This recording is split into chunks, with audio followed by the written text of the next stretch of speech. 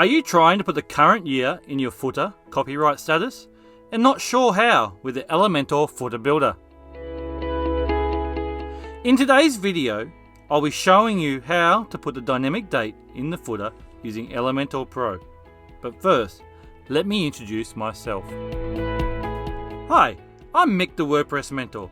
I help DIY website creators to succeed with WordPress using Elementor. If you like this video, please subscribe to my channel and click the bell icon to be alerted when I add new videos. To get started, we're going to create a footer template in Elementor. Now drag the heading widget to where you want to put your copyright text with a dynamic year in the Elementor footer. Under the Content tab, click the dynamic icon that is just to the right of the title field.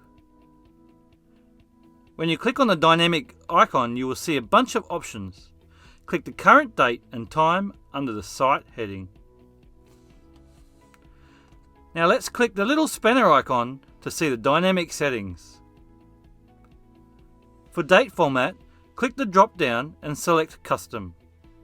You should see the current year appear.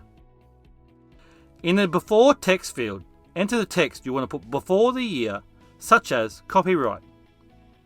In the After text field, enter the text you want to put after the year, such as, in my case, Mick the WP Mentor.